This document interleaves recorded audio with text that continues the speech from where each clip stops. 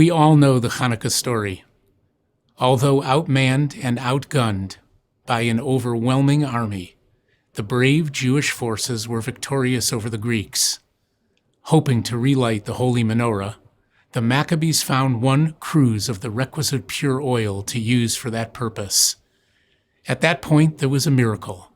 That single cruse of oil, which ordinarily would only last for 1 day, actually lasted 8 days, giving the temple administration the 8 days necessary to consecrate a new supply of pure, untainted oil.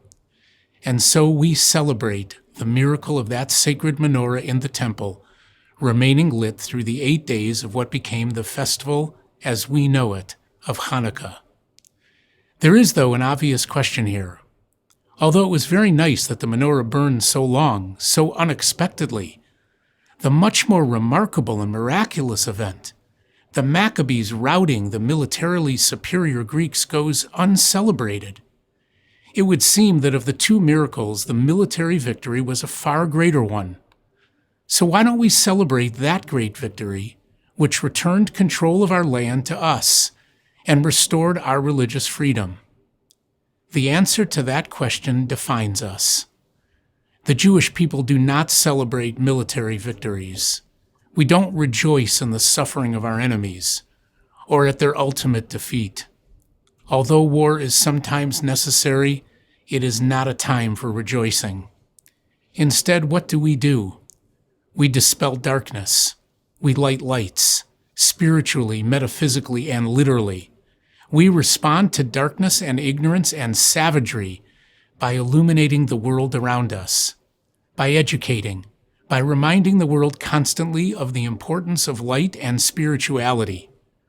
In this way, we model the charity and kindness that is our heritage and our example to the world. In a proud exposition of the miracle per Sume Nisa, we persist in displaying the miracle of Chanukah. Even today, in 2023, in homes, synagogues, hotels, in the D, on streets in Birmingham, in restaurants, and even imagine on the roofs of moving vehicles, we proudly light the menorah for all to see. We understand that it is our responsibility to produce and share the light. Last week we read in the Torah portion about how Jacob sent his son Joseph on a quest to find his brothers, who were herding their flocks of sheep, and for Joseph to report back on how they were doing to their father Jacob. But Joseph could not find his brothers, and he got lost. And then the Torah tells us that he met a man somewhere in the wilderness. And the man asked Joseph, "How can I help you?" When Joseph asked if the man had seen his brothers, the man said, "They went that-a-way." And he pointed to a destiny that affected the world forever. Rashi, the biblical commentator who lived 1,000 years ago, points out that this was a pivotal moment in history. Destiny dictated that Joseph had to find his brothers, that they must sell him off to Egypt, that he will become the viceroy of Egypt and save the world from a devastating famine. And the Jews would eventually settle in Egypt. Ultimately, they would become slaves, be miraculously freed, and go on to receive the Torah, the law, which is the foundation of morality, spirituality, and decency. All of that had to happen. But first Joseph had to find his brothers, and he was lost.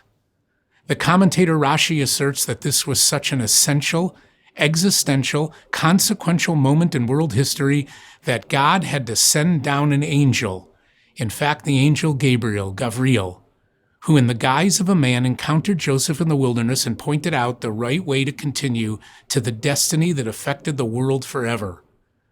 A near contemporary of Rashi, another great rabbinic figure, Nachmanides, the Ramban, asserts that although Rashi may be correct about God sending an angel, it did not have to be an angel. It could have been anyone who stepped forward at that essential, pivotal moment asking, "How can I help you?" And by doing so, changing the world forever. Anyone can stretch out a hand to those in need and offer guidance, direction, and kindness, and literally change the world. It could be you. My grandfather used to say, and it should be you, who stretches out a hand to someone in need and asks, "How can I help you?" And maybe, just maybe, in the process, change the world.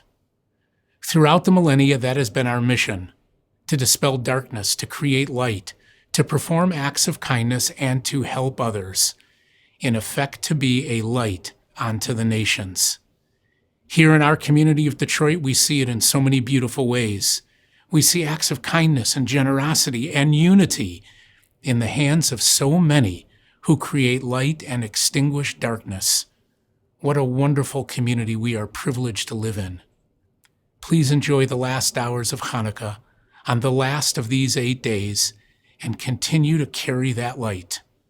May we merit to see light and salvation and peace in our precious Israel, in each of our homes, and in all of our lives. Shabbat Shalom.